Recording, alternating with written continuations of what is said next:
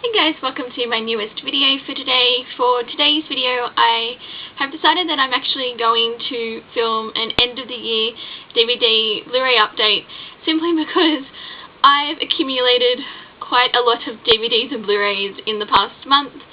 So I thought, you know what, I'll finish off 2017 doing an old school massive DVD Blu-ray update because I've actually decided I'm going to change or try to change my spending habits in 2018, so I thought I'll do one last massive one and then hopefully next year I'm going to limit the amount of updates that I do. So yeah, so anyway, I'm just going to get straight into it because as you probably saw from the thumbnail, I've got quite a big stack here. So I ended up with 16 TV seasons and 24 Blu-rays, so yeah, I've got a lot, so I'm just going to get straight into it, and I'm going to start off with the TV. I've got a mix of TV on DVD and Blu-ray, so I'm just going to get straight into it, and the first one that I have is Horrible Histories Series 7. I got this one from Amazon UK. I did not realise they made a Series 7 because I love Horrible Histories, and I thought Series 6 was the last one, but apparently they commissioned a Series 7 and it's available, so I haven't actually watched any of this yet. Well, actually I haven't really watched any of the the TV shows yet, but I have seen a couple of clips on YouTube because I know there was one that was like Historical First Dates, which was like Henry VIII with Catherine of Aragon, and also I'm pretty sure it was from this season, it was like Teenage Mutant Ninja Artists. I think that was the name of the segment. So yeah, so I'm looking forward to delving into this because, yeah, as I said, I love Horrible Histories. So if there's more Horrible Histories, you know, I'm always down for that. So yep, so I got that one. And then I picked up The Mentalist Season 5. I've started making my way through this show, and at the moment I'm probably halfway through Season 2. I've been really actually quite enjoying it, so I wanted to pick up the remaining seasons so that I can have them when I get up to it, but it'll probably be a while before I get up to Season 5. But yeah, so far I'm yeah, really enjoying the show, because I wasn't too sure at first because the character of Patrick Jane, he was initially very standoffish and quite abrasive, and I wasn't sure if I liked his character, but he has grown on me over the past season and a half. So but yeah, as I said, I'm really enjoying it. So that's The Mentalist Season 5. And then the next three are all part of the same, well, they're all related because I got Season 14 of NCIS and Season 8 of NCIS Los Angeles, and then Season 2 of NCIS New Orleans. I have actually seen all of these ones because these were the ones that I was watching as they aired, but I haven't really been keeping up with the current season. So I know obviously Season 3 just came out of NCIS New Orleans, just came out on DVD, but that's not yet part of the multi-deals obscenity, so that's usually just what I wait for, because once they're part of the multi-deal it makes it a whole lot cheaper. So but yeah, got the, well, these are the newest ones and this is a season behind, but I will eventually get Season 3, so since I do like to collect the NCIS seasons. So yeah, that's those three. And then probably the one that I was most excited to get my hands on, because I did watch the first 2 seasons of this show because I picked up the DVDs a few years ago, but for some reason they became virtually impossible to find because I had so I was initially watching Season 3 on Netflix when I had US Netflix, but I know it's since been taken off US Netflix, so I've sort of been trying to find a way to actually watch the show, because I had like, I think 3 episodes left of season 3, and yeah, but I was randomly looking through the, because Sanity has had a couple of 3 for $55 deals that they've been doing, and I found that Numbers, oh, I just said what the show was. Anyway, but the show is Numbers, and they had seasons 3 to 6, so I can now finally finish watching the show, because I really enjoyed what I've seen of Numbers. So, and yeah, so I've got this, because the show ran for 6 seasons, so yeah, looking forward to getting into more Numbers, since yeah, I really, as I said, I've been really enjoying what I've seen, and it actually makes me wish I was good at math. But yeah, I'm terrible at math, so I have to sort of, but yeah, it's sort of some of the solutions they come up with on the show and how they figure it out is actually quite unique, I think. So, but yeah, so I got Numbers seasons 3 to 6. And then they were the last of the DVDs. I've now going to move on to some of the TV on Blu-ray that I picked up. And the first, well, actually the next 4 were ones that I got through, well, the next 4 were part of the same order, because I've been wanting to add these shows like to my collection, but they're so expensive here in Australia. Like, well, I'll just quickly show what they are, and then I'll sort of explain the prices. But I did get Agent Carter Season 1, Agent Carter Season 2, so they were the like only 2 seasons that they did, because unfortunately the show got cancelled. But yeah, I really did enjoy the show while it was on, so, and I did watch it as it was airing, but it took this one just to actually pick up like the season sets, because yeah, as I said, expensive. Like, these are pretty much, I think, like they retail close to $50 for a Blu-ray set, and I'm like, I'm not paying that in like, just for, you know, especially a season where there's like 8 to 10 episodes on it. I'm just like, no, I'm not going to pay that. Like, so yeah, it's definitely cheaper to get it through Amazon UK, so I got those 2. And then to go with that, I finally got around to picking up Season 2 of Agents of S.H.I.E.L.D. and Season 3. This basically worked out being 2 Blu-rays for the price of 1, because Season 2, like, retailers here want $70 for it. And it's never gone down in price since it's been released, and it's been, what, this was the 2014, 2015 TV season, so it's been out for a while. But yeah, it just has not gone down in price, and I'm like, you know what, I do want to have the show in my collection, so since it's not available for streaming anywhere in Australia, so yeah, so I just went and got seasons 2 and 3. I thought, you know what, it's Christmas, I will get these as a treat to myself. So yep. And then also from Amazon UK, I got Red Dwarf Series 11 and Red Dwarf Series 12. I haven't seen Series 12 yet, so this will be a new experience for me, but I have seen Series 11. But yeah, the reason I hadn't picked this one up yet, because it's only available on DVD in Australia, and normally I wouldn't be like particularly picky with it, because I was actually going to grab it as part of a multi-deal, but I sort of thought, well, I've got Series 10 on Blu-ray, because I've got 1 to 8, and then Back to Earth, they're all on DVD, but then I've got Series 10 on Blu-ray, and I thought, you know what, if I've got the chance to grab Series 11 on Blu-ray, I will. So I went ahead and got Series 12, so I can, you know, finally see what the newest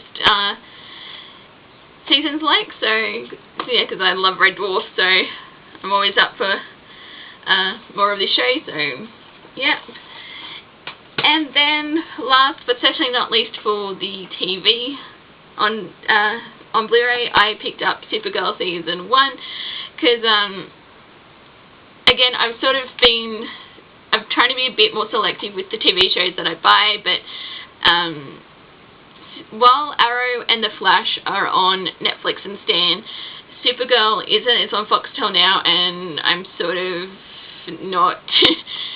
I try to avoid giving money to Murdoch where I can, so I sort of haven't gone in Foxtel now, because I'm like, nah, I don't want to give money to him. So yeah, I just thought, you know what, I'll get Supergirl and I'll continue to pick up Legends of Tomorrow. So yeah, I have actually seen the first season. I sort of fell behind on season 2, because that was sort of when I hit like a bit of a TV slump with all the shows that I was watching, so I need to pick up season 2 and then I can catch up on Supergirl when season 3 comes like out on Blu-ray. So but yeah, so I finally glad to add this to my collection, so that's that. And those were all the TV seasons I picked up, and now we're going to move on to the stack of Blu-rays, because yeah, there's quite a bit. So these were like a mix of 2 for 30s, 2 for 20s at JB. There's a couple of new releases I got at Big W, and then I did a 5 for 55 at Sanity, so I'm just going to get straight into it and hopefully go through as quickly as I can. So first up is Allegiant, which is the third part in the Divergent. Well, I guess it's now a trilogy, since they're no longer, or at least there was talk they were going to do it, like finish it off as a TV series or something, but I know the cast aren't coming back for that if they're doing it. But yeah, there was no need to split Allegiant into 2 like movies, because I've since read the book, and like, I mean, I did know how it ended, because I did accidentally spoil myself for how the series finished, but I was sort of like, because where they finished the movie off, there really wasn't much left of the story, so I was sort of like, okay, how are they going to get, like, you know, 2 hours out of that? But anyway, I did want to pick up Allegiant, because, well, it's not my favourite of the movies. I do want to rewatch them, like, in the new year, so I thought, you know what, I'm going to just go and add Allegiant to the collection, so got that. And then I got a new release, and that was one of my favourite movies of this past year, and that was Atomic Blonde. I absolutely loved this film. It was, yeah, just so much fun. I loved sort of the 1980s political backdrop with the Berlin Wall, and, you know, the music, that, like, the soundtrack was awesome, and I loved Charlize Theron in this, and yeah, so I had to grab this. So that's Atomic Blonde. And then I got Beauty and the Beast. This is the live action film with Emma Watson. I sort of am a bit conflicted with my thoughts on this one, because I love the animated Beauty and the Beast. It's one of my favourite Disney classics, and while I did, like, I liked Emma Watson's portrayal of Belle, but I think my issue was sort of, I didn't really care for the villages scenes, like especially at the start of the movie, because I think the film definitely picks up when they're at the castle. Even though saying that, I did love the Gaston number. I thought that was brilliant, but yeah, it sort of took a bit for me to get into the film, so, but I still, you know, wanted it in the collection, because I did actually still enjoy it, but I think maybe I wanted to enjoy it more than I did. But anyway, I still went ahead and added it to the collection, so that's Beauty and the Beast. And also, one thing I will say, I love the song Evermore, the new song that they added for this. Yeah, that's like one of my favourite songs on the soundtrack, so yeah, so Beauty and the Beast. And then I got the BFG, which so the film that came out last year. I've never read the book by Roald Dahl, and I've never seen the animated film, so this was like my first experience with the BFG, and I thought this was a really cute film. It was, yeah, I just really had a good time watching it, so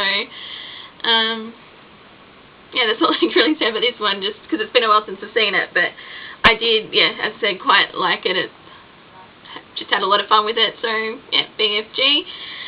And then a film that completely surprised me and is currently in my top 10 favourite films of the year, and that is Colossal with Anne Hathaway.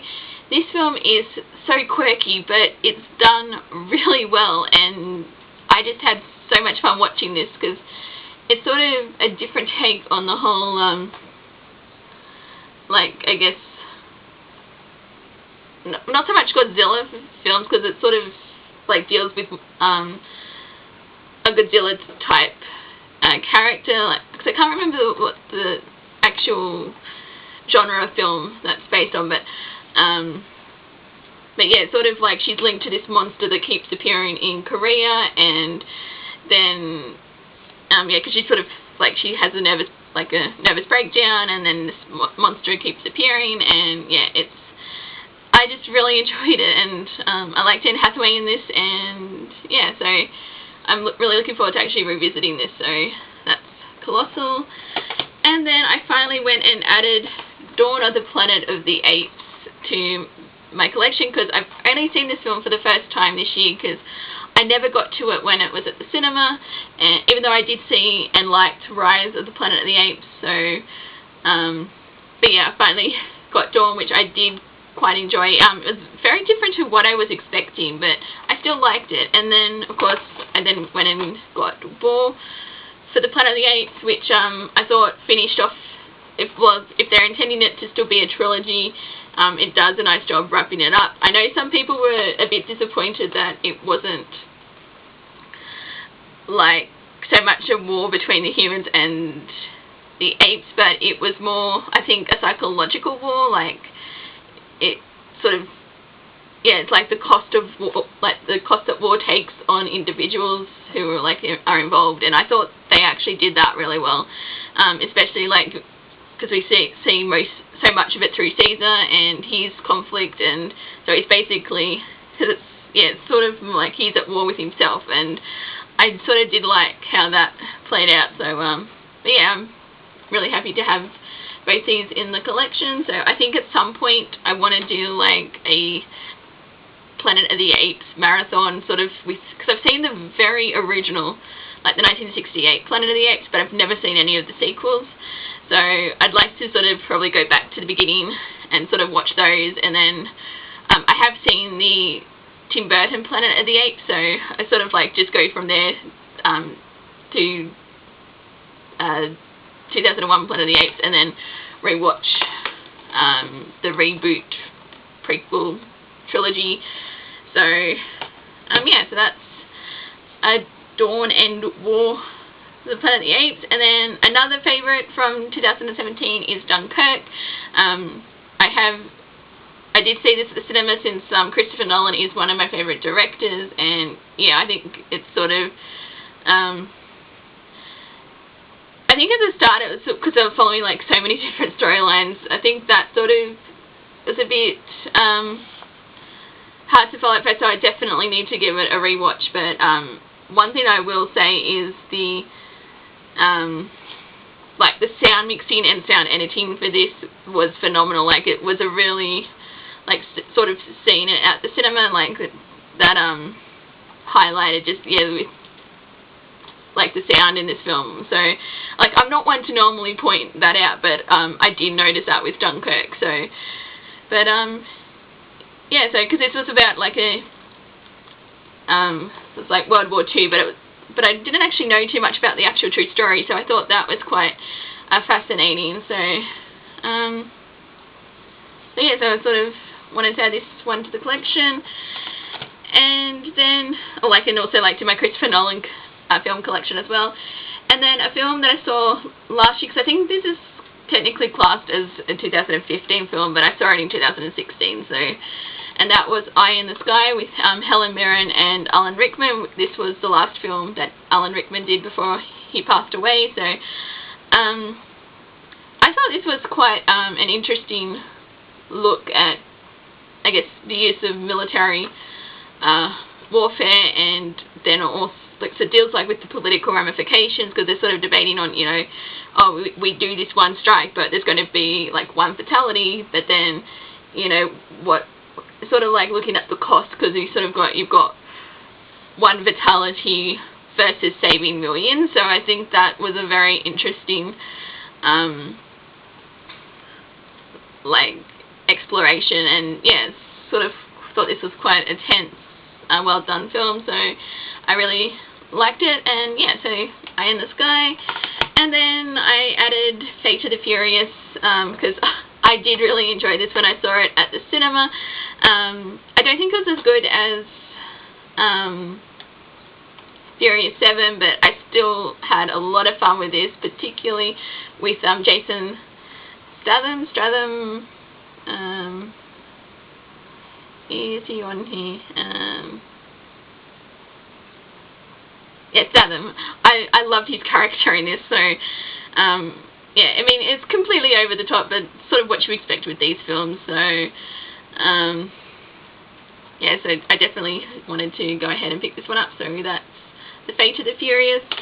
And then I got Hacksaw Ridge, which I watched a few months ago, and this film was incredible. Like, I know it's been getting, obviously, with all the awards buzz, and I actually thought, out of what I've seen, because there's still like 3 Best Picture nominees I haven't seen, but this is currently my favourite, which I was not expecting to love this as much as I do, but this was just such a fantastic film. And yeah, I'm sort of glad because that we sort of got that first hour, which was sort of looking at the reasons why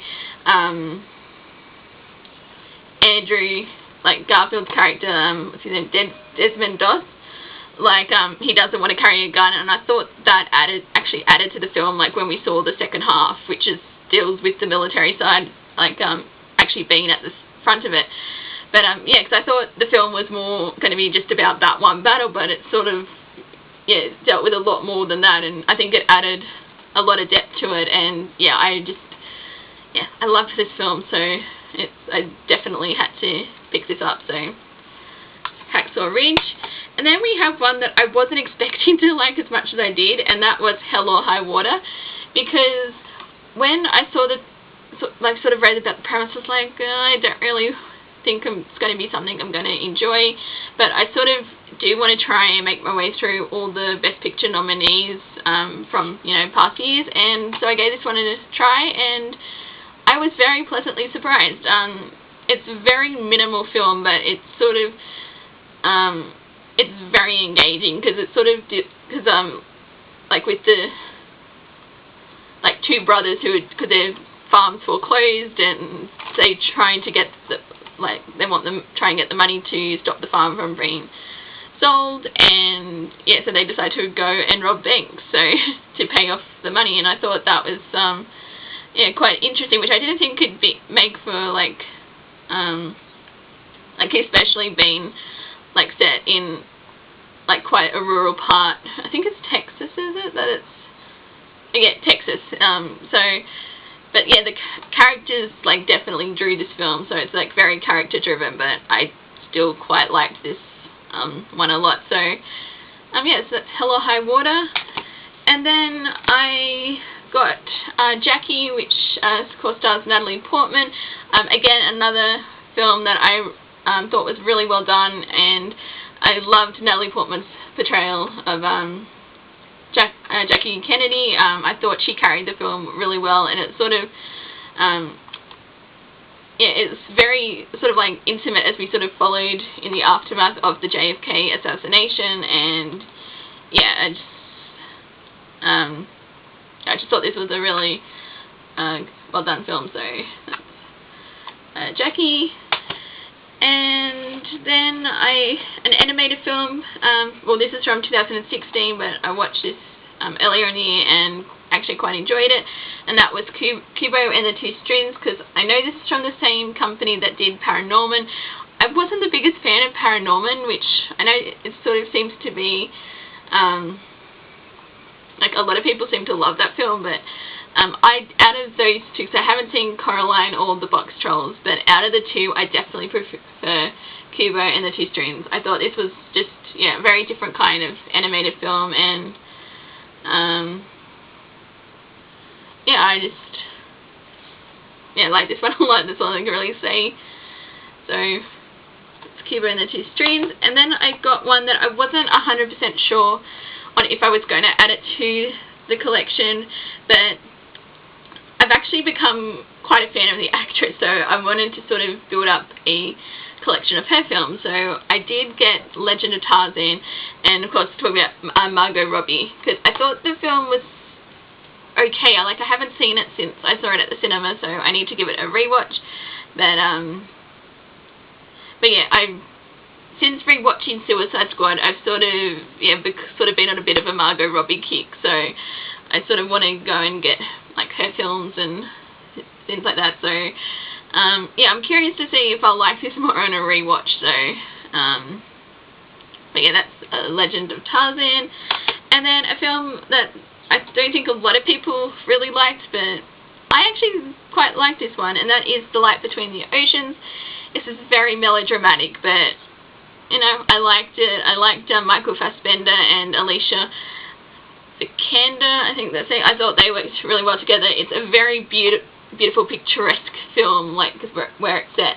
Cause it's set like off the coast of Australia. So I haven't actually read the book to this, but I don't think I'm going to, because I don't think as a book it's like something I necessarily need to read the book. So but yeah, I went ahead and picked this one up. So Light Between Oceans, and then another favourite from earlier this year, and that is Lion, which yeah, it's just such like great performances and great story, and yeah, definitely the ending definitely got to me in the like thing, but yeah, I just can't believe, like, it's sort of following the story, and it's like, can't believe that it actually happened. But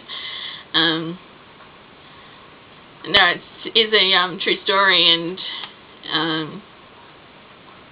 it's like about a 5-year-old who he gets separated from his brother in India, and then he ends up being adopted in Australia, because I think he gets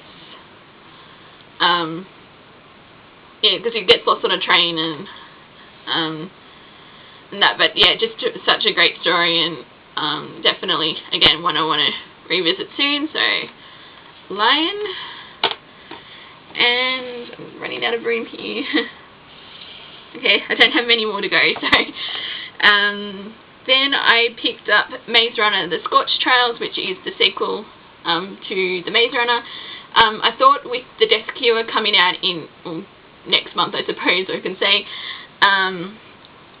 that I would pick up the second one, because I do actually quite enjoy the Maze Runner movies. I haven't read the trilogy, even though I do own all 3 books, so maybe once I watch the Death Cure, I will actually get started on reading the book. So but yeah, I picked this one up because I'm going to rewatch the Maze Runner and then watch this one. So yeah, so Maze Runner: The Scorched Trails.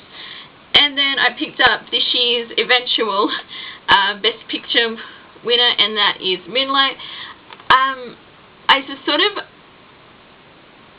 This was sort of one initially that I wasn't looking forward to watching, even though, again, you know, trying to see the Best Picture nominees and stuff. But and then of course, obviously, because with the one with this one, after, you know, La La Land was initially announced as, like, first announced as the winner. But this film really surprised me, because I thought, based on the subject matter, that this would be a really hard film to watch. And while it does deal with a lot of hard issues, and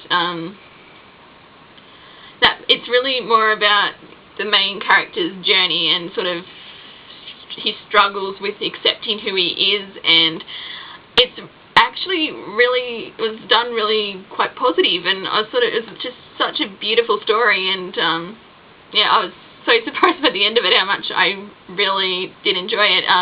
So this is like probably my second favourite out of the Best Picture like nominees. I mean, obviously this one did win, but I still think I liked Hacksaw Ridge just a bit more, but this was still very good. So I got Moonlight, and then I got Morgan, which this is directed by Ridley Scott's son, which was sort of the main reason I wanted to check this out, because I initially watched it as a night was like a movie of the week on iTunes, so I watched it that way, and I thought this was done quite well. Like, it's quite like, it's only like an hour and a half in terms of the runtime, but I think they did really well with the time that they had, and it was like sort of with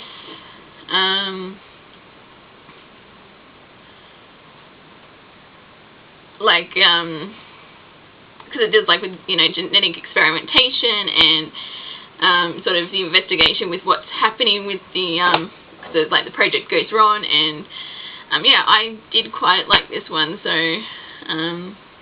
which I think seems to be a minority opinion, but anyway, that's Morgan. And then I got Pete's Dragon, the live-action remake from last year. I still haven't seen the original Pete's Dragon. One of these days I will, but I did quite like this one.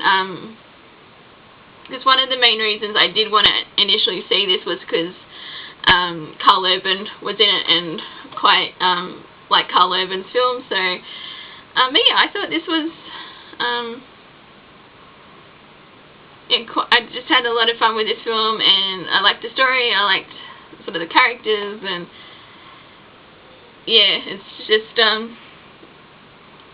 like with is it Elliot? Is that the name of the dragon? But yeah, I sort of liked the boys' relationship, and so yeah, with well, obviously like Pete and yeah, the dragon, but yeah, I did quite like this one. It was I thought quite well done. So yeah, as I said, one of these days I will see the original. So that, and then another film that I quite liked, but I don't think a lot of people really did, and that was The Space Between Us, because this one follows sort of a boy. He's born on Mars, but no one really knows about him because his mother was pregnant when she left on the voyage, because it's like the first, or one of the first missions to Mars, I think, and yeah, because he sort of wants, it's sort of about him trying to find out who his like father is, and he's been communicating with Girl on Earth, and yeah, I really did like this one, but when I watched it, I thought it was based on a book, because it's sort of read like a young adult sci-fi novel, but I was very surprised to learn it actually wasn't based on a book, so I don't know what that says about the film, but yeah, I did quite like this one, so I wanted to go ahead and pick it up. So that's The Space Between Us. And then the last two films I have Sully, which is based on the true story of the pilot who landed like the plane on the Hudson River, saving everyone on board. Because it happened like quite a few years ago, but I thought they actually did this one quite well. I thought Tom Hanks, he was fantastic as Captain Sully. Well, he's like, well, he's Captain Chelsea Sullenberg, but they call him Sully, and hence the title. But yeah, I thought, and especially the like behind the scenes after, you know, the initial, I guess, press and intrigue about the initial crash landing, and you know, the following the investigation to see if it could have been avoided. I thought that was done quite interesting, even though I think they did end this on a bit of a weird note, but from what I remember, but I did like the story, and sort of as you know, they're trying to deal with the aftermath of, like, you know, that he was able to accomplish such a feat, and yeah, so so this is one I think, yeah, I want to rewatch soon. So that's a Sully. And then last but certainly not least, I have Unbroken, which was directed by, like, this is Angelina Jolie's. I think this is her directorial debut. I want to, oh, it's like one of her first films. And yeah, I just thought this was quite an interesting film, because I went into it not expecting to like it as much as I did, because again, it's sort of dealing with the horrors of like being in a war camp, and especially like a Japanese war camp, because they were some of the most brutal ones. Like if you were captured and you ended up at a Japanese war camp, those are like some of the like the conditions that they faced there. And yeah, just sort of seeing this like the main character's journey throughout his life, and you know how he dealt with what was happening to him, because he went through quite a lot in the, so I think because it's based on a true story, so but yeah, I did really like this one. It's yeah, I wanted to go ahead and add it to the collection. So yeah, that's the last film that I picked up. So, and there we go. So as you can see, I've got a lot of movies to revisit, and like all of these ones are ones I want to revisit. So that's sort of why I picked them up, because I do try to be a bit selective with the films that I buy, because I want to, it's sort of like movies that I know, like I want to rewatch, and yeah, I do eventually want to rewatch all of these, but we'll see how long this takes me. But yeah, because as I said, I do want to limit the amount of like Blu-ray updates I do throughout the year. Like there still will be Blu-ray updates, because you know, it's sort of, since I like to buy movies and I like to buy TV shows, but next year I do want to focus more on saving money. So yeah, I'm not going to be doing the updates seasonally anymore, so I'll probably do like a couple like midway and through the year, and then at the end of the year. So, but we'll see how it goes with that. So anyway, I'm just going to stop it here. So thank you guys for watching, and since this will be my last video before 2018, I hope everyone has a safe and happy new year, and I will see you guys hopefully next week, because one of my goals for the next year is I'm going to try and upload on a regular schedule. So this is hopefully going to be the first of a weekly like video series, so we'll see how I go. But yeah, anyway, thank you guys for watching, and until my next video, I will see you guys next time. Bye.